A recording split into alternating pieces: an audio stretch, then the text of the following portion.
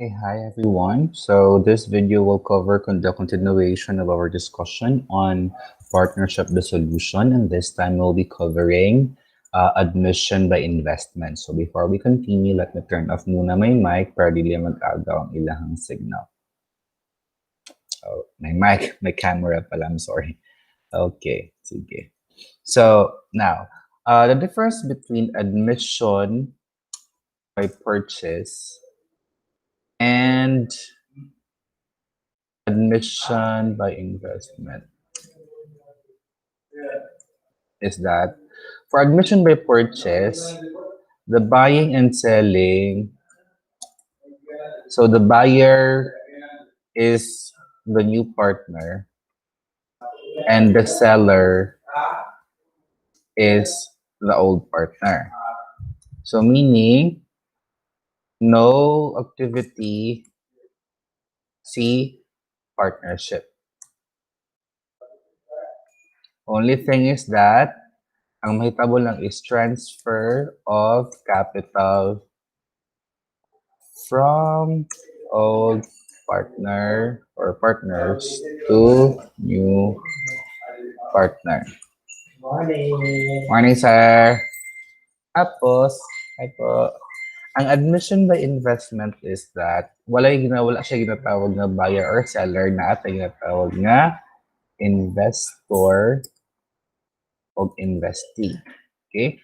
So, meaning, kani si investor is ang new partner. So, meaning mag-invest siya additional capital to the partnership while si investee is si partnership. So, with this, ang naay active, din activity si partnership, which is ang additional assets and kanang pwede po na siya liabilities, pwede po wala, and then additional capital to the new partner. Now, unsa may mahitabo sa old partners nato? For the old partners, there could be a possibility na mag-decrease ilahang capital balances. So, kung mag-decrease yung capital balances, naatay bonus to new partner. Tapos, kung mag-increase ang ilahang capital balances after admitting the new partner, naadantay bonus to the old partners. Okay? So, kung pinsa ang meaning, ang new partner, kung mag-decrease ang capital balances ng old partner, malamang mag-increase man ang iyaha. So, ang decrease ni old partner means an increase, additional increase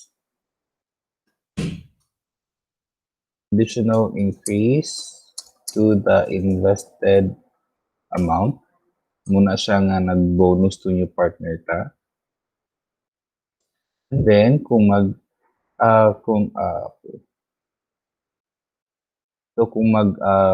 deduction from the amount invested, adding tayo bonus to old partners. As you can see, guys, kung pinsa ang mag-increase or kung pinsa ang additional, iyaha ang bonus. So, kung nag-increase ang old partners, so bonus to old partners. Kung nag-increase ang new partner, bonus to the new partner. But kung mag-increase ang isa, magamay ang isa. So, ang increase ni old means decrease or deduction from the new. Tapos, ang decrease ni old, increase na siya to the new. Okay, so para mas ma-picture out ninyo ang iyahang scenario, let me continue with our examples admission by purchase. Okay.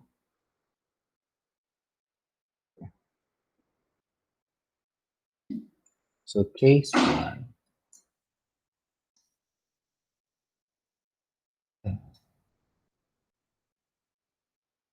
Case 1. Okay. So naatani. So with this information, no, Mhm. Is it persistent expert agad to admit angel who will invest? So instead of purchase, itong gamitin ang invest. Who will invest 20% of the 20% of the total agreed capital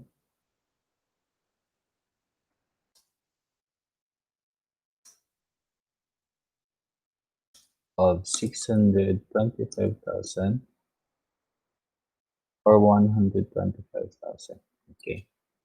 So before we go through with this, let us familiarize ourselves first with these definitions. So natin TAC, which is total agreed capital. Okay? So when you say total agreed capital, meaning kung ilang unsa ang ilang gisabutan nga dapat muna siya ang ato ang total capital balances, meaning old partner plus new partner nga kanang capital balances at the end of the admission. Naa po din ito ginatawag nato na total credited total contributed capital. So total contributed capital. CC. Contributed capital. Okay.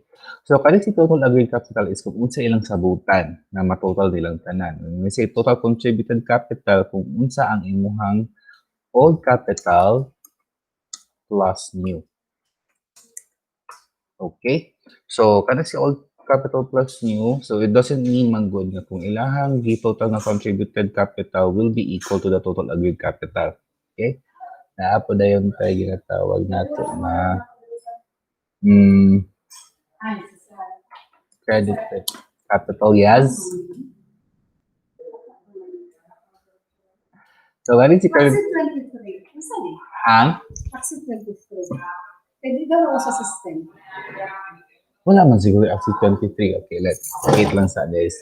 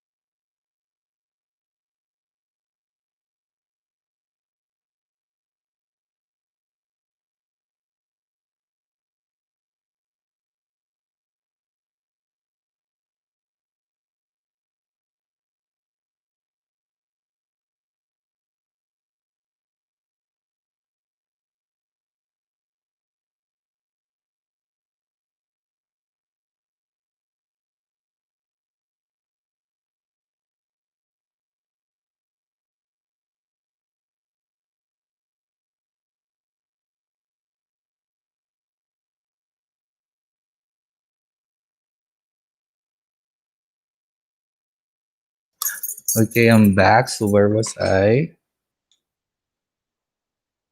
Okay. So when you say credit, let's put CC, credited capital. Ang credited capital is like, for example, ang simple nga cases ano is that for it doesn't mean magod sige, before we talk about credit capital, na pati ginatawag nga capital investment as CI.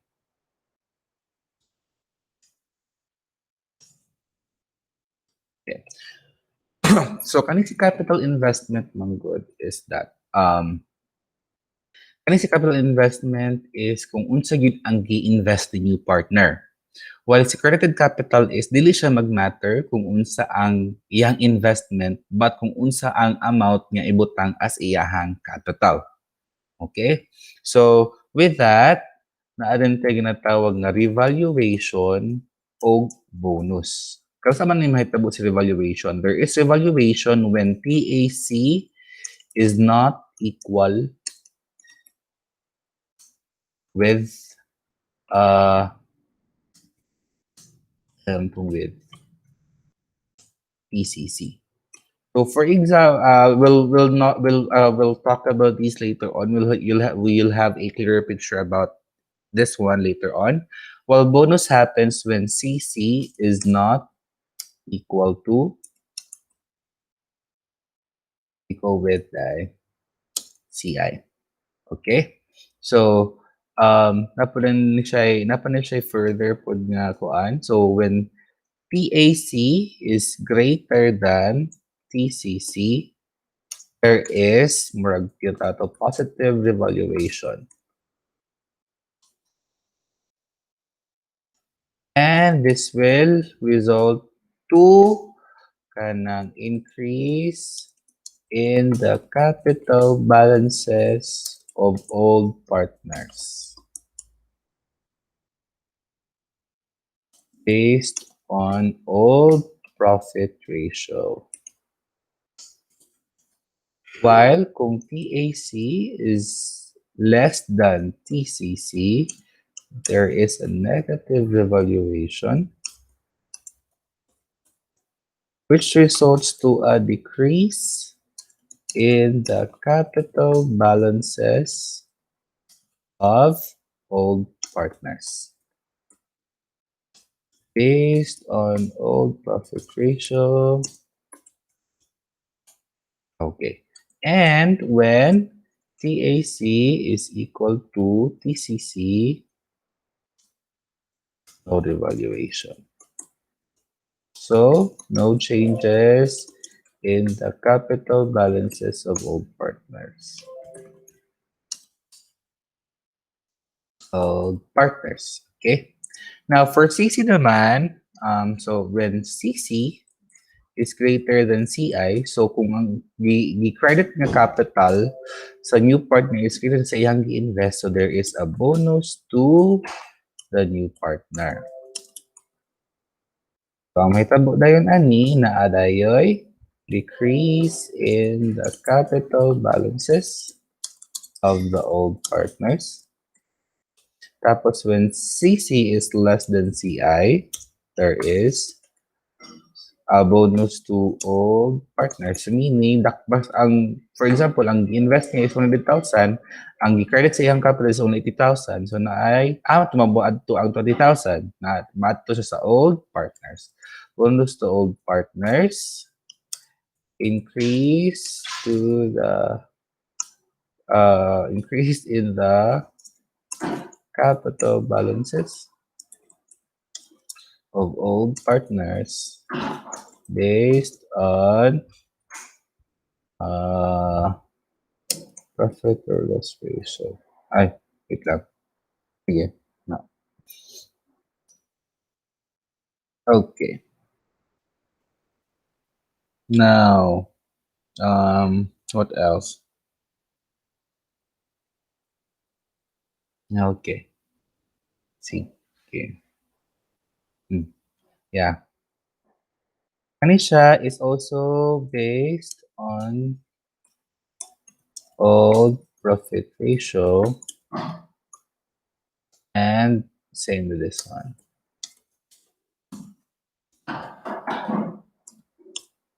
Okay? Sige.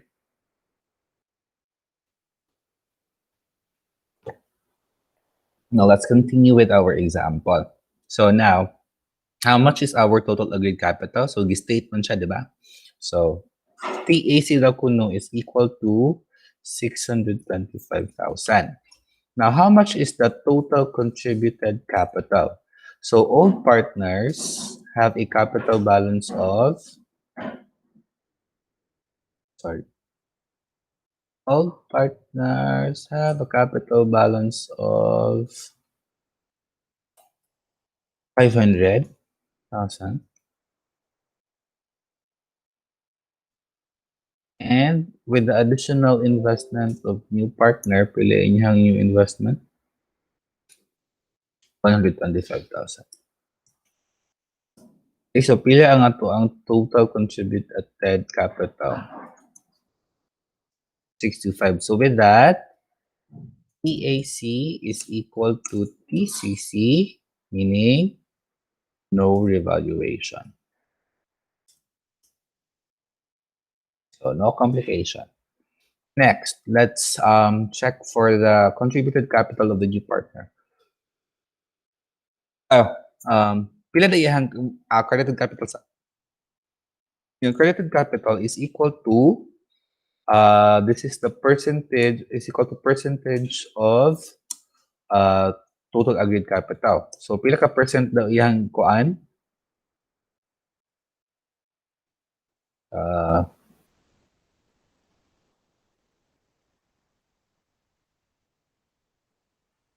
That wrong is siya.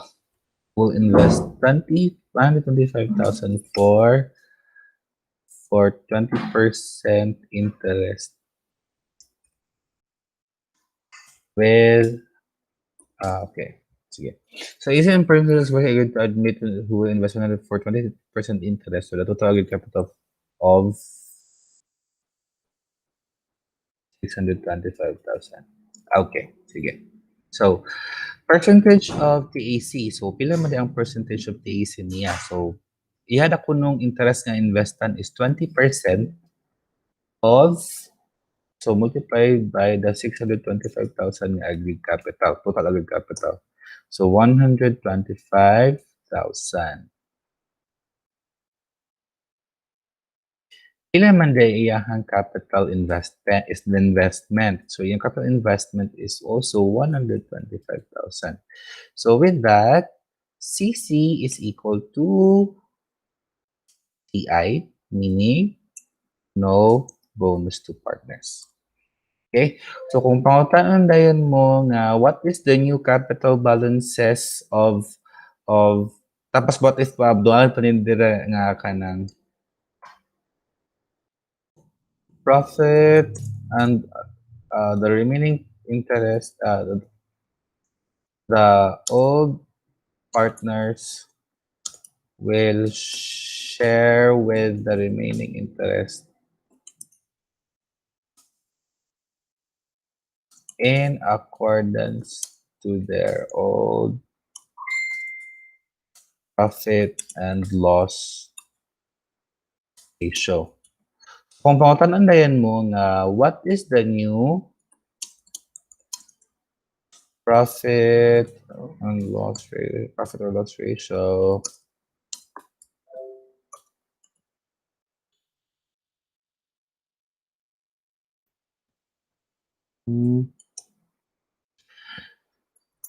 so of course ang new partner which is si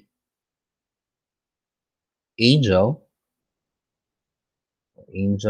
na ato diri si Princess o si Easy. Princess Easy. Okay? So, ayun siya. New capital balance.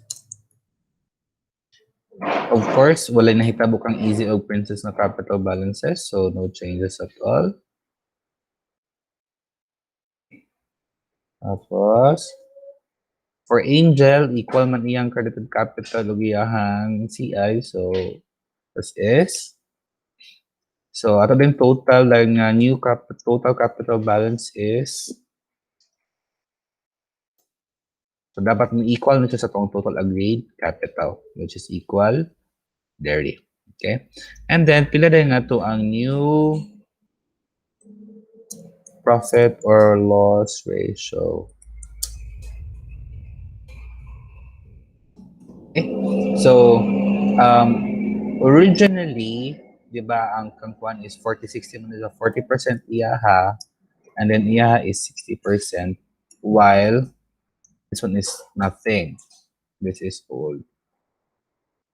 This is old. Profit or loss ratio. And this is our new profit or loss ratio. Now we know that, so this is total of 100%. Now we know that ang kanang profit or loss ratio na ni kuan is 20%. Okay? Now, imo habang profit or loss ratio is based on capital balances? No. Imo profit or loss ratio is based on the agreement. So, since 20% man ang investment ni 20% interest man ang invest ni Angel, that actually will become her share in the profit or loss ratio. While for Easy and Princess, ang ilahada yung share sa, unless sila mag-agree sila nga lahi-lahi ilahang kanang ilang new profit or loss ratio, ha. Pero for this case, kay wala man siya giingon, so meaning iyang 20% interest will automatically become her new share in the profit or loss ratio. So with that, pila na lang ang nabili niya interest. So it's 100% less 20%. 80%. Now, muna na siya imuhang multiplyan silang, okay man siya nga i-retain for the remaining interest na kuno, which is 80%, ilahan ang i-share ni Easy or the Princess according to the old profit or loss ratio. So, ang new profit or loss ratio ni Easy would be 40% of the 80%. While ang kang Princess would be 60% of the 80%. So, that will give you a total of 100% still. Okay? So, muna ilang new capital balances and then muna ilang new profit or loss ratio. Now, let's present the case wherein ang imuhang contributed capital or ang imuhang TAC, TCC is not equal and CC and CI is not equal. So, let's see here. And let's assume na both are both are less. There are instances po na kanang nga mas dako si TAC kang TCC tapos mas dako si CC kang CI. Okay? But let's just assume for these cases different scenario. Okay? Sige. Okay. So, Easy and Princess, patanta lang. Easy and Princess then expressly agreed to admit Angel who will invest 125,000 for a 20% interest with a total agreed capital of 600,000. Okay? So, by the way, so ang entry diri, ang entries mo importante ano na. So, ang entries ani din diri pag-admit dayon kang kuan, pag-admit ani kang Angel is cash ba to yung gikuan?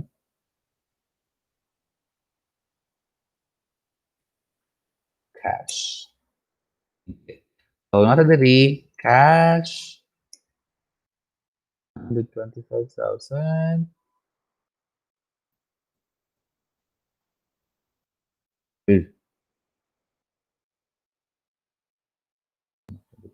Sige. Cash 25,000. And then naada yung kay kanang Angel Capital 25,000. Okay? Now, for the second case, so let's see here muna the kanang our TAC and TCC. Now, for our TAC is total agreed capital is given. So 600,000. Sorry. And then our total contributed capital, so ang old partners is 500,000 and si new partner is 125,000. So with that, naatay difference na how much?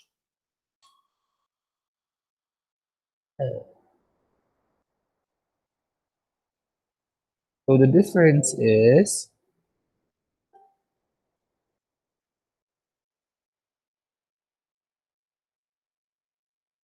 60 minus, so TAC minus TCC, negative 25,000. So since this is negative, because TEC is less than the TCC, this is what we call a negative revaluation. And remember, when negative revaluation happens, ano siya ang mahitabo, di ba, sa negative revaluation? Decrease in the capital balances of old partners based on old profit ratio. So with that, kani si 25,000, ato na siyang bahinon kang easy o kang princess according to their old profit ratio. So this ang easy is 40%, so times 0.40, while si princess is 60%, so this one times 0.60. So with that, the-entry sa din sa ato ang kanang decrease sa ilang capital balances. So natin tayo primary entry nga easy capital kay decrease man, so dapat ato siyang i-debit. Tapos this is princess capital. So for this one, dapat i-identify nato kung unsa nga assets ang kanang na negative revaluation. So since wala man siya gibutang dito, ato na lang siyang butangan din ng other assets. Pero kung i-identify niya dito nga si building ang dili equals o kanang fair value sa iyang book value, then dito nimo siya ibutang kang building. But since wala man siya dimension, so other assets lang sa ato ang gamiton. Okay? So, wait a minute.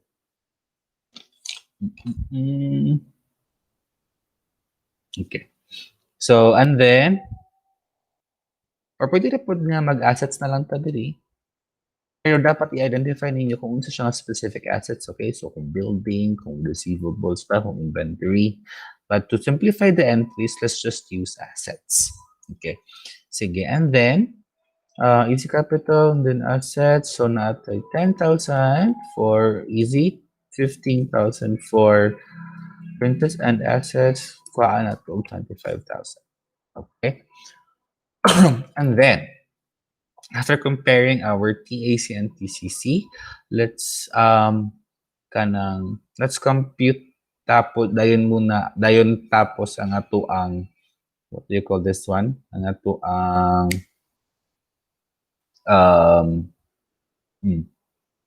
ang contributed credited capital and contributed capital investment.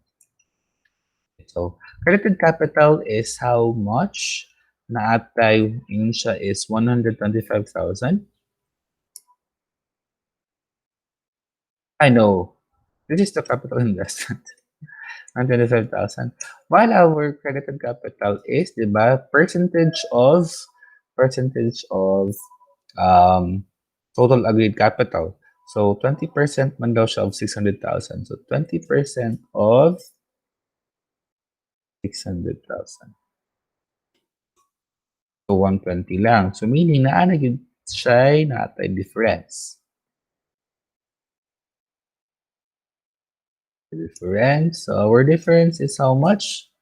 120 minus 125. So meaning this is bonus to old partners. So meaning Angel capital, si Angel will have a minus 5,000 while si Easy ano siya is bayon siya based on old partnership yapon nga nga kanang profit or loss ratio. So 40% kang Easy, so 5,000 times 0.40 pero ato siyang himuong positive. Okay? While si Princess is times 0.60. So meaning sa once nga imuhang i-journalize na dayon ang imong admittance kang Angel, yang imong entry would be so of course cash is 100,000, 125,000. And then this is Angel capital. Kato iyang i-invest nga 125,000. And then, imuha din siyang tanggalan. So, imuhang i-debit ang Angel Capital worth 5,000. And then, nungagan ni mo si Princess, si Easy Capital, o 2,000 based atong computation ani. And then, Princess Capital, o sige, 3,000. Okay. So, pag pangutanan mo sa ilahang new capital balances o sa ilahang new profit or loss ratio, let's use about that. What is the new capital balances?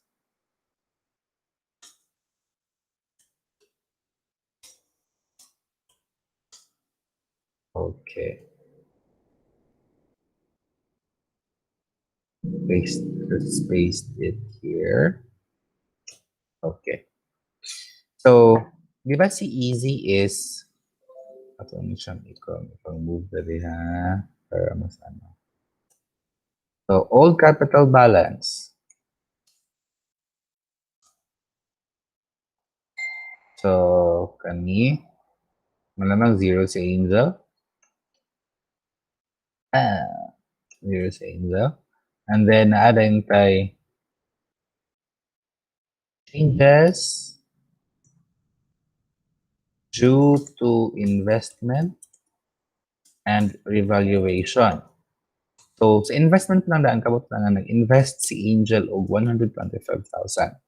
But due to sa revaluation of assets, naatay minus 10 kang Easy og minus 15 kang Princess. So, minus 10,000 og minus 15,000 for Princess. Tapos, naalain tayo isa ka kuandring changes due to bonus.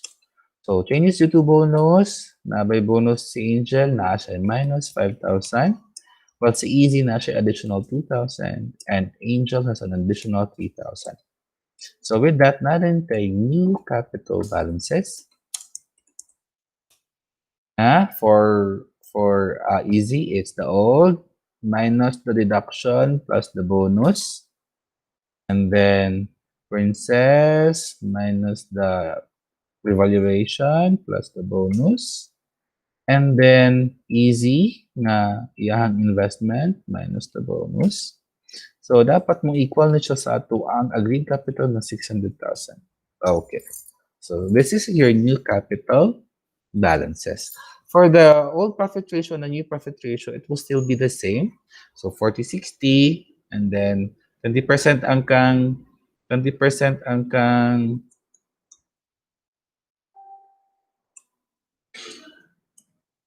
20% ang kang Angel. So ang 80% ka din ini mo tayo bahinon ni Easy Princess. So 40% of 80% is 32% and 60% of 80% is 48%.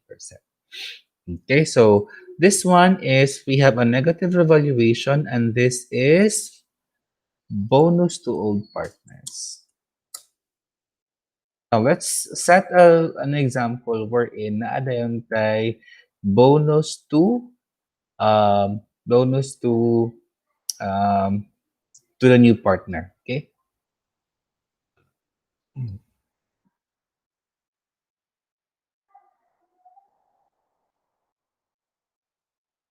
Okay. Yeah. And then let's try put a positive revaluation. Okay. Sige. So let's try this one. So 125 and then let's try a 800 700,000 na lang. Wala ko kaya. 6 sige, 7 na 670 75 700,000.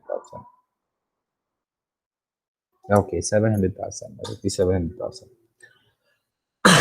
Now, again, the first step is to compare our total agreed capital, which is, as stated therein, 700,000, and our total contributed capital, which is from the old partners, worth 500,000, coming from here, and the new partner, which is katuyang gi-invest na 125,000. So, pila man iyang sum diri. So, diri tandaan, we now know that we have a difference of 700 minus 625, meaning na atay positive revaluation. Because TAC is greater than TCC. Now, unsa man siya pagbahin again, it's based on the old profit and loss ratio. So, bahin lang ni siya ni Princess o ni Easy. Walay labot dapat C. Walay labot dapat C kanang new partner. Okay?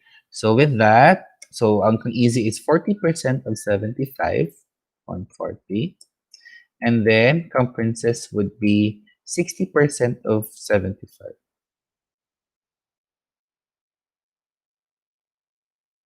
For a total of 75,000. And then, we do the entry. So, this one, since increased man siya, atong i-credit ang capital balances ni Easy o ni Princess.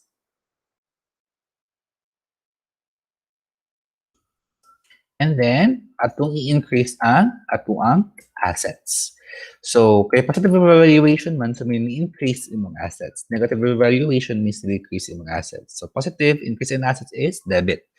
Tapos, increase in capital balances means credit. So, with that, our asset will increase by 75,000 and Easy's capital will increase by 30,000 while Princess capital will increase by 45,000. Now, let's go to comparing dayon our kanang contributed credited capital and our invested capital investment. Okay, so our credited capital again is a percentage of the total agreed capital. So ang credited capital is 20% of 700,000. So that's 20% of 700,000. That's 140. Pila man day iyang capital investment. Yung capital investment is equal to the amount that she invested, which is 125,000. So with that, we know that there is a difference of how much? This is 140 less 125. So since positive man siya, meaning bonus to new partner. With that, meaning Angel's capital will increase by 15,000. Tapos aman ko ano ng 15,000, bahino na siya ni Easy o ni Princess. So ato ni siyang in negative. So 15,000 times 0.40, which is ang share ni Easy. And then ang kang Princess nga, negative 15,000 times 0.60. Okay, so if you can see guys, dapat yung total ano is 0. Now, with this solved, meaning we can now journalize. So pagpasulod na to kang Angel, so naatay increase of cash and then increase in Angel's capital. First, 125,000. And then naapo dayon tay kanang what do you call this one? Katong bonus to the new partner. So meaning bonus to the new partner man ang capital ni Easy o ni Princess will be debited kay makuhaan man sila kay meaning ilang capital ilang ihatag kang Angel. So bonus to the new partner. So increase din kang Angel nga capital. So ang amount diri is ayun to siya 15,000. And then, ang kang easy capital, kuhaan na to og 6,000. While kang princess, kay kuhaan na to 9,000. Okay? So with that, you're done with your journal entry. Now let's check for the validity. This is case number 3, right? Let's check for our new and new capital balances and our new profit or loss ratio. Okay. So with this, so same, 180, 320, ilang old capital balances, total of 500. Now let's see, changes due to investment and capital and revaluation. So naatay investment ni Angel na 125,000. While sa revaluation is increase kang easy ug kang princess by 30 or 45. So increase ka na 30,000 and 45,000. Tapos, ang bonus to partners na si Angel is duwagan og 15, while si Easy is kuhaan og 6,000, so negative 6,000. And si Princess will be kuhaan og 9,000. So with that, their new capital balances would be, so as you can see guys, old plus the revaluation minus the bonus to the new partner. This one too. Old capital balance plus the revaluation minus the change, the bonus. And for the new partner is the investment plus the bonus. Total of 700,000, which is equal to our total agreed capital. For their profit or loss ratio, it will still be the same. So investment or na is 40-60-0. Tapos nag-appeal si Angel, which is 20% iyaha. And the remaining 80% will be shared by Easy and Princess accordingly. So 40% of 80%, which is 32%, and 60% of 80%, which is 48%, for a total of 100%. So with that, we are done now with our discussion for admission by investment. Okay, so I'll see you in the next video for the remaining topics for this chapter. Thank you for listening.